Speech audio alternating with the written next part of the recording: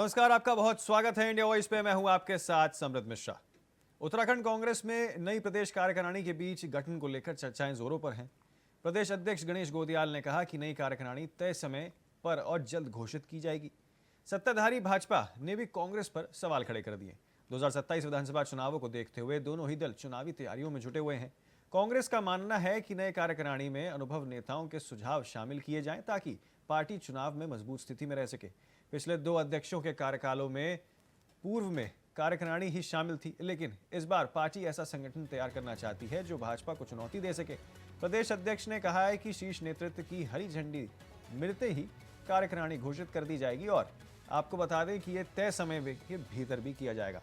हालांकि कांग्रेस के सामने चुनौती ये भी है कि अलग अलग गुटों को एक साथ मैनेज करने में, सभी पर भरोसा करने में और योग्य कार्यकारिणी तैयार करने में ये एक काफी बड़ी चुनौती जो है फिलहाल कांग्रेस के लिए बना हुआ है। भाजपा का कहना है कि कांग्रेस के पास नेता और स्पष्ट विजन की कमी है। ऐसे में कार्यकारिणी बनाना भी उनके लिए मुश्किल होगा। कांग्रेस इस बार ऐसी रणनीति बनाने की तैयारी में है जो चुनाव में उन्हें मजबूत प्रतिस्पर्धी बनाए। अब पूरा मामला आखिरकार है क्या, आपको एक बार दिखाते हैं हमारी इस रिपोर्ट के माध्यम से, उसके बाद करेंगे चर्चा की शुरुआत। ये जो लोगों के बीच एक भ्रम है कि पहले कार्यकारिणी थी ही नहीं, ऐसा नहीं है। कार्यकारिणी नई नहीं बनी थी, लेकिन जो पुरानी कार्यकारिणी थी वो एग्जिस्ट करती थी। जब मैं अध्यक्ष बना तो उस समय भी कार्यकारिणी एग्जिस्ट करती थी। ठीक है, प्रीतम सिंह जी भी कांग्रेस के नेता हैं। प्रीतम सिंह जी के समय में जो कार्यकारिणी बनी वो कार्यकारिणी अब तक चली, अब तक वही चल रही है। तो ऐसा नहीं है कि प्रदेश में कोई कार्यकारिणी है ही नहीं, कार्यकारिणी है। जो कार्यकारिणी पहले बनी थी वो एग्जिस्ट करती है। जब नई कार्यकारिणी बनेगी तो तब वो नई प्रक्रिया शुरू होगी। लेकिन ये कहा जाना कि कार्यकारिणी नहीं थी, ये मैं समझता हूँ कि पार्टी के प्रति ज्यादती है। इसको मैं सभी से निवेदन करना चाहता हूँ कि प्रदेश में कांग्रेस की कार्यकारिणी एग्जिस्ट करती है और उसको जो अभी है उसी को कार्यकारिणी माना जाना चाहिए। जब नई कार्यकारिणी बनेगी तब नई की बात होगी। देखिए, वैसे तो ये कांग्रेस पार्टी का अपना अंदरूनी मामला है, वो कब कार्यकारिणी बनाते हैं, नहीं बनाते हैं, क्या करते हैं। लेकिन जिस तरीके का अभी तक का वातावरण रहा है, आपने देखा होगा कि पिछली कार्यकारिणी भी गोदियाल जी बना नहीं पाए थे, उससे पहले हट गए थे। और करण मेहरा जी ने जो प्रीतम सिंह जी की कार्यकारिणी थी उसी से काम चलाया था पूरे 4 साल तक। अभी भी शायद वही कार्यकारिणी चल रही है। मुझे ऐसा लगता है कि आने वाले समय में भी वही कार्यकारिणी काम करेगी। कांग्रेस में जिस तरीके का सिरफुटबल हो रहा है, जिस तरीके का वातावरण बन रहा है, एक दूसरे को नीचा दिखाने का, एक दूसरे को अपमानित करने का, आप देख ही रहे हैं कांग्रेस में क्या स्थिति बन रही। उससे नहीं लगता है कि जल्दी ही कांग्रेस की कार्यकारिणी आएगी, ऐसा प्रतीत नहीं होता है। विधानसभा चुनावों से पहले अब जो है यहाँ पर सभी ने अपनी पूरी ताकत झोंकने में लगी पड़ी है और इसी कड़ी में देखिए कांग्रेस, क्योंकि देखिए पिछले 2 बार से सत्ता में बाहर रहने के बाद अब जो है 27 के रण की तैयारी यहां पर कांग्रेस करते हुए नजर आ रही है, जिसके लिए यहां पर अब जो है कार्यकारिणी की घोषणा यहां पर आने वाले दिनों में कांग्रेस जल्द कर सकती है। ये खबरें फिलहाल सामने निकल कर आ रही हैं। लेकिन बीजेपी भी यहां पर देखिए कई सारे सवाल जो हैं वो खड़े कर रही है। लगातार कई सारे मुद्दे हैं जिनको लेकर यहां पर कांग्रेस को घेर रही है और यही कह रही है कि आखिरकार ऐसी कहां चूक रह जाती है कांग्रेस के पास कि चुनाव में उस तरीके से नहीं लड़ पाते हैं जैसी जरूरत होती है। जिसमें सबसे बड़ी चीज जो यहां पर उठाई गई है वो ये है कि आखिरकार किस तरीके से यहां पर आपस में गुटबाजी कांग्रेस के अंदर देखने को मिलती है। ये एक बहुत बड़ी बात यहां पर बीजेपी की ओर से, तमाम नेताओं के बीजेपी की ओर से कही गई है।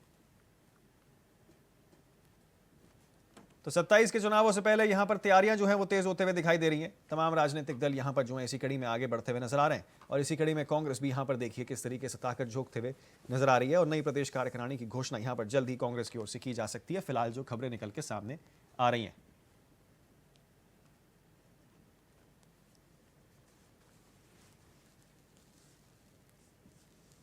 चलिए, हमारे साथ इसी विषय पर चर्चा करने के लिए 2 खास मेहमान जो हैं वो भी जुड़ चुके हैं। दोनों से आपको रूबरू करा देते हैं। तो आपको बता दें कि 2027 विधानसभा चुनावों से पहले अब चर्चाएं तेज हैं। इसी चीज को और विस्तार से जानेंगे। हमारे साथ हमारे 2 गेस्ट मेहमान जुड़ चुके हैं। कुंवर जितेंद्र सिंह है हमारे साथ, प्रदेश प्रवक्ता बीजेपी की ओर से, और आशीष नौटियाल जो हैं हमारे साथ जुड़ चुके हैं, प्रदेश प्रवक्ता कांग्रेस पार्टी की ओर से। दोनों ही मेहमानों का बहुत बहुत स्वागत है आपका। पहला सवाल मेरा देखिए कुंवर जितेंद्र सिंह आपसे रहेगा। यहाँ पर तो कांग्रेस लगातार कह रही है कि हम तो सारी तैयारियां झोंक रहे हैं। आपके लिए चुनौती का सामना हो सकता है? कांग्रेस की नई कार्यकारिणी होगी तो 27 के चुनावों में एक मजबूत। कुंवर जी, आवाज आ रही है आपको मेरी?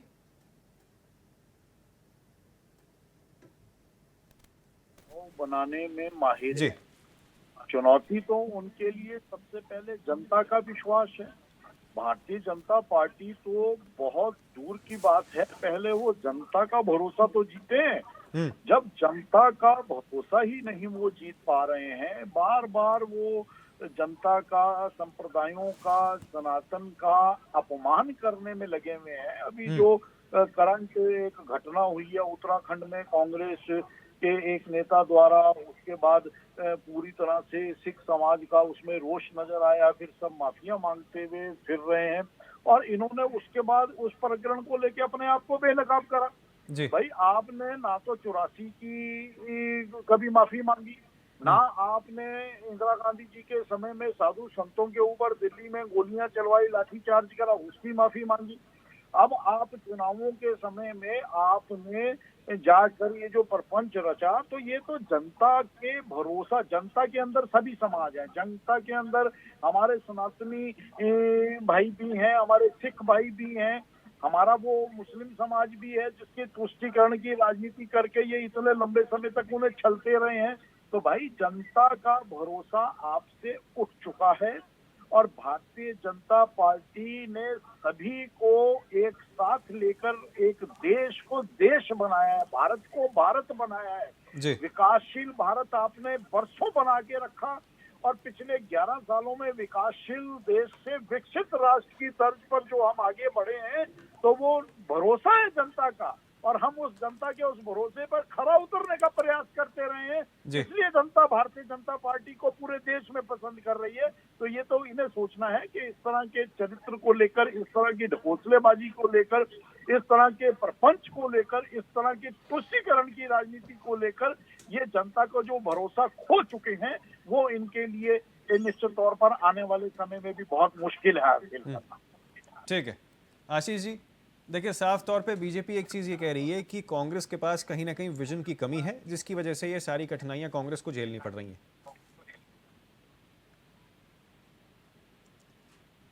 हाँ संबित जी, आवाज आ रही है? जी सर, आवाज आ रही है। आपको मेरी आवाज आ रही है?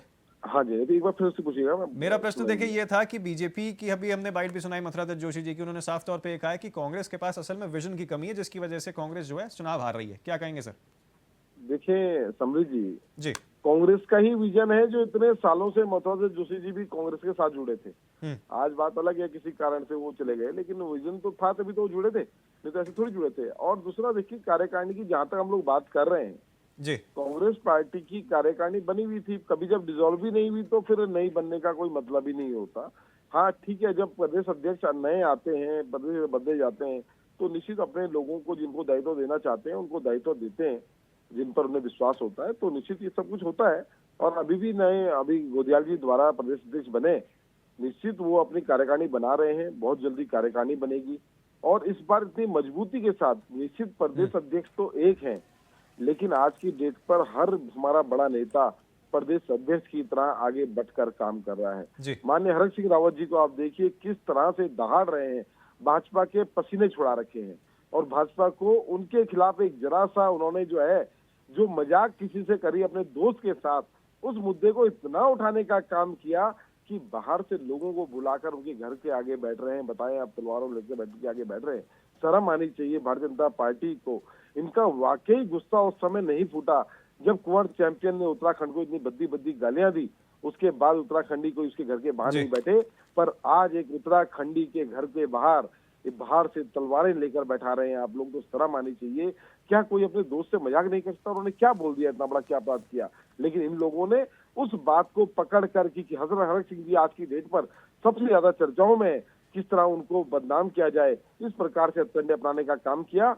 लेकिन देश की जनता, राज्य की जनता उनके साथ है। जब एक एक आम आदमी उनके साथ खड़ा है तो ये कुछ नहीं बिगाड़ सकते हैं। और निश्चित कांग्रेस की कार्यकारिणी से हमें किसी को डरने की बात नहीं है। भारतीय जनता पार्टी पूर्ण बहुमत की सरकार होकर आज तक अपना मंत्रालय पूरा नहीं भर पाई, तो शर्म की बात इनके लिए है कि इन्होंने शिक्षा स्वास्थ्य जैसा अहम मंत्रालय जिन दोनों की रेट बड़ी पड़ी है, वो मंत्रालय एक आदमी को दे रखा है जो इस समय बाहर घूम रहा है, उत्तराखंड में भी नहीं है। वो बाहर के चुनाव प्रचारों में व्यवस्था किया, बंगाल गया हूँ, यहाँ नर्सिंग्स को देखिए, वो हड़ताल पर बैठी है, उनके घर का घेराव करने गई, वो बाहर घूम रहे हैं। अरे आप समझे भैया, आपसे हर कोई पीड़ित है, वकील परेशान, डॉक्टर परेशान, नर्स परेशान, हर किसी को इन्होंने परेशान करके रखा हुआ है। इनके पास किसी बात का सॉल्यूशन नहीं है, इनके पास कोई विजन नहीं है राज्य के लिए। आप बताएं, विजन तो इसको कहते हैं जब किस जमाने में सोच लिया था कि जब कोई भी सरकारी व्यक्ति रिटायर होगा तो उसे पेंशन मिलनी चाहिए, जिससे वो अपने बुढ़ापे का पालन पोषण कर पाएगा, अपना भरण पोषण कर पाएगा। जो पूरी जिंदगी किसी के आगे हाथ नहीं फैलाया, वो बुढ़ापे में किसी के हाथ क्यों फैलाए? वो कांग्रेस की सोच थी पेंशन देने की, इन्होंने पेंशन बंद करने का काम किया। ये विजन है? आप बताएं, इसको विजन, किस चीज को विजन कह रहे हैं ये लोग? क्या विजन है? आज पहाड़ों के अंदर जंगली जानवर जो है हमारे लोगों को खा जा रहे हैं, ये विजन है इनका? आप बताएं ना, ये हर जगह फेल है, हर कोई सड़कों पर है, पर चुनाव तब भी जीत रहे हैं क्योंकि चोरी की आदत पड़ी हुई है, चोरी कर रहे हैं वोटों की, और चुनाव जीत कर चोरी करके, झूठ बोल के, छलावा करके 10-10 हजार रुपए आप देखें किस तरह से इन्होंने बिहार में बांटे। चुनाव आयोग का सहारा लेके चुनाव आयोग इनका कठपुतली बना हुआ है। तो इस प्रकार से काम कर रहे हैं, ज्यादा लंबे समय चलने वाला नहीं है। निश्चित आप देखें, जनता आशीष जी, लेकिन देखिए यहाँ एक चीज बीजेपी लगातार ये भी कह रही है, आशीष जी एक चीज यहाँ बीजेपी ये भी कह रही है कि गुटबाजी जो है कांग्रेस के अंदर इतनी है, इसी की वजह से जो है सब अब दूसरे की टांग खिंचाई करने में लगे रहते हैं। इस पर क्या प्रतिक्रिया देंगे? देखिए, हर किसी का एक चहेता नेता होता है, और जब किसी का एक चहेता नेता होता है तो उसे गुट भी कहा जाता है। हमारी पार्टी में जरूर आप गुटबाजी बोल सकते हैं, पर आपकी पार्टी में तो गैंगबाजी है। यहाँ तो त्रिवेंद्र गैंग अलग चलता है, निशंक जी का गैंग अलग चल रहा है, धामी जी ने अलग गैंग बना दिया, अनिल बलूनी अलग गैंग बनाकर चल रहे हैं। ये तो गैंगबाजी करते हैं। किस तरह से अपने ही मुख्यमंत्री को हराने का इन्होंने काम किया, भुवन चंद्र खंडूरी को ठिकाने लगा दिया। ये वही लोग हैं, ये गैंग वाले हैं, ये मास्टरमाइंड है, ये कट्टे की बात करने वाले लोग हैं। प्रधानमंत्री जी जब इस प्रकार के शब्द बोलते हैं, शर्म आनी चाहिए। एक देश का प्रधानमंत्री किस प्रकार के शब्द बोल रहा था, तो उसे शर्म आनी चाहिए। इनके यहाँ ना कोई मर्यादा है ना कुछ है। आज बोलते वंदे मातरम पे बहस करके संसद में समय खराब करने का काम कर रहे जनता का। अपने मुख्यालय में आपने कभी वंदे मातरम नहीं गाया, वहां तक कौन सा आपका अलग ही चलता था, नमस्तुते क्या क्या आप बोलते हैं। आप राष्ट्रगान का सम्मान नहीं करते हैं, और दूसरी हमारी पार्टी को सिखा रहे हैं कि देश कैसे बोलते हैं, देश कैसे चलाते हैं, राष्ट्रगान कैसे गाते हैं। अरे राष्ट्रगान तो हमारे दिल में है, हमारे झंडे का रंग भी तिरंगा है। इन लोगों से पूछे जिन्होंने कभी तिरंगे को अपनाने का काम नहीं किया, इनसे पूछे किस प्रकार से देश चलाने का काम कर रहे हैं लोग। ठीक है, कुंवर जी जवाब दीजिए इनकी बात का। हमें लगता है कि कांग्रेस के प्रवक्ता ने इस डिबेट का कंक्लूजन आपको दे दिया। अगर आप इनकी अभी रिकॉर्डिंग देख लेंगे तो जो अभी इन्होंने हमारे सिख भाइयों के अपमान का काम करा, उसे ये मजाक की संज्ञा दे रहे हैं जी। उन्होंने मजाक मजाक में ऐसा कह दिया। मजाक मजाक में ही कांग्रेस ने 84 का कत्लेआम करा दिया था, और मजाक मजाक में ही कांग्रेस ने जब दिल्ली में साधु संतों के नेतृत्व में गो हत्या के खिलाफ प्रदर्शन हो रहा था और गो हत्या पर रोक लगाने की मांग की जा रही थी, तो इनकी प्रधानमंत्री श्रीमती इंदिरा गांधी जी ने लाठीचार्ज करवाया। जब उससे मन नहीं भरा तो गोलियां चलवा दी। तो ये सब काम कांग्रेस मजाक मजाक में ही तो सनातन के साथ करती आई है, देशवासियों के साथ करती आई है। तो ये इनका चरित्र है। इसीलिए हम ये कहते हैं कि कांग्रेस अपने चरित्र से कभी भी बाहर नहीं जा सकती। इस देश के अंदर जितने अत्याचार, इमरजेंसी को आप देख लीजिए, इमरजेंसी में कितने लोगों को जेल में ठूस दिया गया, कितने लोगों को मुठभेड़ के नाम पर मार दिया गया, तो वो सब कांग्रेस ने मजाक मजाक में ही तो कर दिया। तो जो कांग्रेस ने इतने लंबे समय के बाद मजाक मजाक, क्योंकि इन्हें मजाक मजाक में सत्ता मिली थी। कांग्रेस के भारतीय राष्ट्रीय कांग्रेस के जनक भी एओयू में के अंग्रेज थे, और उसके बाद अंग्रेज अधिकारी ने अपने पिठुओं के हाथ में कांग्रेस सौंप दी, और मजाक मजाक में इन्हें सत्ता मिल गई। और मजाक मजाक में इन्हें सत्ता मिलने के बाद ये मजाक मजाक में इतना निरंकुश हो गए, और इतने जितने हमने इन पे अत्याचार गिनाए हैं, तो उन अत्याचारों के बाद अब ये उस मजाक को देश की जनता नहीं पीढ़ी समझ गई, और उन्होंने इन्हें लंबे समय से नकारना शुरू कर दिया। देश में नकारा, राज्यों में नकारा।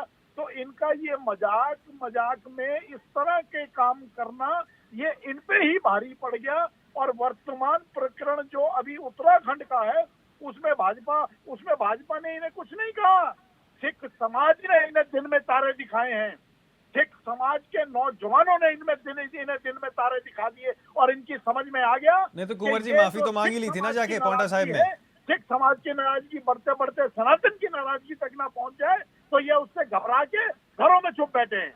कुंवर साहब एक बात बताइए, लेकिन पांवटा साहिब में जाके जब माफी मांग ली तो फिर क्या एतराज है? जी, हमें एतराज नहीं है। अब आप ये बताइए कि आप गुनाह तो करें देहरादून में, तो देहरादून की संगत से क्या आपको डर लग रहा था? आप चले गए वहां से बाहर जहां आपको कोई पहचान, आपने वहां पहचान भी छुपाई और वहां जाके सवाल माफी मांगने का नहीं है। बहुत अच्छा करा कि आपने जाके गुरु ग्रंथ साहब जी के सामने माथा टेका। सवाल है चरित्र का। और अब जब इसकी माफी मांगी थी तो 84 के कत्लेआम की भी माफी मांग लेते। 84 में दिल्ली के अंदर हजारों सिखों का कत्लेआम हो गया, टायर डाल के जला दिए गए, फिर उसकी माफी मांगते हुए क्यों इन्हें आज शर्म आती है? साधु संतों के नेतृत्व में गौ हत्या के लिए जो इन्होंने पाप करा, उनके ऊपर गोलियां चलवा दी, वहां सैकड़ों संत घायल हो गए, मारे गए, उसके लिए क्यों नहीं माफी मांगी? उसके लिए भी थोड़ी सी सेवा कर लेते, जोड़ा साफ करने की सेवा कर लेते, मंदिरों में चले जाते, मंदिरों में नाक रगड़ो। आज अयोध्या में जाके भगवान राम के दर पे नाक रगड़िए। अगर अपने गुनाहों की माफी मांगनी है तो सच्चे मन से मांगिए ना भाई। जो भी आपने 1947 से लेके आज तक गुनाह किए हैं, उन सबके लिए गुनाहों की माफी मांगी है ना। ये सिर्फ एक चुनावी दृष्टि से आप ये ड्रामा कर रहे हैं, इनके सभी नेता जाके ड्रामा कर रहे हैं, कोई कहीं जाके सेवा करने का ड्रामा कर रहा है कोई। तो भाई जब माफी ही मांगनी है तो गुनाह तो आपने ये इससे बढ़ के गुनाह जो पहले किए हैं उन बड़े गुनाहों की तो माफी मांग लो। 6000 से ज्यादा सिख कत्लेआम का शिकार हो गए दिल्ली में। कौन से एक नेता ने गुरुद्वारे में जाके नाक रगड़ा या मंदिर में जाके नाक रगड़ा या उस समय साधु संतों की हत्याएं हुई को हत्या के विरोध में? तो कुंवर जी किस नेता से आप इनके माफी मंगवाना चाहते हैं? सही बता दीजिए। ये सही है? मेरा सवाल ये है, किस नेता से आप माफी मंगवाना चाहते हैं? पूरी की पूरी कांग्रेस को माफी मांगनी चाहिए। पहले साधु संतों गौ हत्या के प्रदर्शन को लेकर जो इन्होंने काम करा उसके खिलाफ, 6000 सिखों का कत्लेआम हुआ उसके खिलाफ, इन्होंने तो जो कत्लेआम के 84 के दंगों के दोषी थे उन्हें सांसद बना दिया, मंत्री बना दिया, उन्हें अपने सिर माथे पर बिठा के रखा। ये है इनका चरित्र। और अगर हमारी बात करते हैं तो एक कुंवर प्रणव ने अगर पहाड़ के सवाल पर या पहाड़ की जनता के उनके आत्मा को दुखाने का काम करा तो भारतीय जनता पार्टी ने तुरंत निष्कासित करने का काम करा। ये भारतीय जनता पार्टी का चरित्र है। और इन्होंने 84 के कातिलों को सांसद बनाया, मंत्री बनाया, 80 लाखों पर बिठा के रखा, उन्हें संरक्षण देने का काम करते रहे। और जब वो साधु संतों ने गौ हत्या के खिलाफ प्रदर्शन करा था, उस साजिशकर्ताओं को भी इन्होंने सांसद बनाया, मंत्री बनाया। पढ़ लीजिए आप। हम भी तो इतिहास पढ़ने के बाद ही बोल रहे हैं। इतिहास में जो लिखा है, जो बताया गया है, जो सब लोगों ने देखा, आज वो पीढ़ी जिंदा है जिन्होंने वो मंजर देखा। शर्म तो ही नहीं आनी चाहिए। ठीक है आशीष जी, जवाब दीजिए इनकी बात का। साफ तौर पे कह रहे हैं कि पूरी की पूरी कांग्रेस पार्टी को यहाँ पर जो है माफी मांगनी चाहिए और इतने सारे, चाहे 84 के दंगे हों या फिर चाहे सिख समुदाय के साथ जो अभी हाल फिलहाल में घटना हुई हो, इसको लेकर कांग्रेस जो है यहाँ पर माफी मांगे, साफ तौर पे बीजेपी कह रही है। अब ये हमारे जपेंद्र भाई कांग्रेस पार्टी किसको समझते हैं, मुझे तो ये लगता नहीं है। हर पार्टी में जो मेन होता है, अगर उसने कोई बात को बोला, और मैं आपकी एक बात और बोलना चाहूंगा, जपेंद्र भाई को ये पता नहीं होगा शायद कि 12 बजे का क्या मतलब होता है। जब ये बोल रहे हैं ना माफी मांगी, क्या गाली दे दी बताएं? आप तो राज्य को साले बोल रहे हैं, तो साले बोल रहे बोला। एक तो उन्होंने अपने दोस्त से एक से बोला है और उसकी तुरंत माफी भी मांगी, जबकि कुछ गलत नहीं बोला। आप बताए ना क्या गलत है? ये तो मैंने जो पढ़ा और जो समझा है उसके हिसाब से तो बड़ा सम्मान का विषय है कि ये जो सिख लोग हैं तो 12 बजे जो है अपनी जो बेटी बहुओं को जो परेशान कर रहे थे, जो लोग उनसे बचाने के लिए निकलते थे, ये तो उनकी ताकत का प्रतीक है। ये कोई गलत चीज थोड़ी है। ये किस प्रकार की माफी की बात कर रहे हैं? अरे मेरे भाई, कहाँ हो आप? देश को कहाँ ले जाने का काम कर रहे हो? पीड़ा आपको ज्यादा हो रही है क्योंकि इनके जो है एक एक पत्ते खोल रहे हैं हमारे माननीय हरक सिंह रावत जी, तो इन्हें दर्द हो रहा है, इधर उधर से बुला के लोगों को ला रहे हैं, लाओ जी। अरे किससे माफी, किससे बोल रहे हैं आप? किसकी बात कर रहे हैं? पता लग जाता है। अगर आपके कोई गुरु अगर इस बात को बोले कि इन्होंने गलत बोल दिया तो बात है। अगल बगल पता नहीं किस किस को उठा के ला रहे हैं, जाओ बैठ जाओ उनके घर के आगे तलवारें लेकर, इस प्रकार से काम कर रहे हैं। शर्म आनी चाहिए भारतीय जनता पार्टी को। अरे आप देश चलाने के लिए ठीक है कुंवर जी, जनता ने आऊंगा चुना मैं है आप कि पे, नफरत आपसे फैलाने मैं में चुना प्रतिक्रिया है? लूंगा, लेकिन एक बार इनका सुन लेते हैं काम होना आखिरकार क्या कह चाहिए रहे हैं देश को आशीष कैसे जी। बढ़ाएं। ये देश के अंदर नफरत फैलाने का काम करते हैं। शर्म नहीं आती आप लोगों को बिल्कुल भी? आप किस प्रकार का काम कर रहे हैं? अरे मेरा पहाड़ पूरे लोग परेशान हैं, अपनी जान बचाने के लिए परेशान हो रखे हैं लोग, जंगली जानवरों ने खा रहे हैं। जो समय है वहां लगाओ, जाओ वहां दिखाओ अपनी जो ताकत दिखानी है। यहाँ ताकत मत दिखाओ अपनी, क्योंकि इनकी ताकत दिखने वाली नहीं है और चलने वाली नहीं है। ये फेल लोग हैं। ये वो लोग हैं जब 58 रुपए में डॉलर के मुकाबले रुपया होता था तो चिल्लाते थे उस देश की प्रतिष्ठा गिर जाती है, उस प्रधानमंत्री की प्रतिष्ठा गिर जाती है। आज अब 100 रुपए का आंकड़ा छूने वाले हैं, आपकी प्रतिष्ठा नहीं गिरती है क्या? शर्म आनी चाहिए आप लोगों को इस प्रकार की बात बोलने में। जो कल तक कहाँ की बातें करते थे और आज कहाँ की बातें कर रहे हैं। ना गंगा आप साफ कर पाए, ना काला धन ला पाए, ना गुजरात मॉडल दिखा पाए, ना रोजगार दे पाए, ना मकान दे पाए। 2 करोड़ 4 करोड़ मकान का झूठ बोल रहे हैं संसद के अंदर। आपने देश को कर्जदार बना दिया, कर्ज ले लेकर। आप इसकी बात कर रहे हैं? शर्म आनी चाहिए। मुझे तो शर्म ये नहीं समझ आता किस मुंह से इनके प्रवक्ता डिबेटों में आ जाते हैं और इस प्रकार की बातें बोलते चलिए आशीष जी, हैं। आप अरे एक- पूरे इस मतलब चीज- आप क्या सोच जी। रहे हैं? पूरे देश का कार्यकर्ता कांग्रेस का आपसे खड़ा होकर माफी मांगे? आप दिखोगे भी उस बीच में? आप कितने लोगों से माफी मांगना चाह रहे हैं? किस बात की माफी?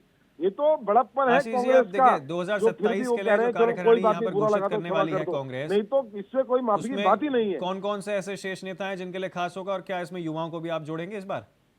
और 27 के लिए क्या कुछ खास रहने वाला है अब जो कार्यकारिणी घोषित की जाएगी कांग्रेस की ओर से? देखिए 27 के लिए रहना कुछ नहीं है, 27 के लिए सब कुछ होना है। और 27 में कांग्रेस बहुत जरूरी है। अगर आपको जी। ओल्ड पेंशन चाहिए तो आपको कांग्रेस को लाना ही होगा। जो पेंशनर्स आज दर दर धक्के खा रहे हैं तो इन्हें लाना पड़ेगा कांग्रेस को। आज ये उपनल कर्मी जो हैं इनको, इनके खिलाफ सरकार चली जाती है, इनको कांग्रेस को लाना पड़ेगा। ये जो इतनी नर्सिंग घूम रही हैं, स्टाफ जो धरने पर बैठी हैं, इनके लिए कांग्रेस जरूरी है। इतने बेरोजगारों के लिए कांग्रेस जरूरी है।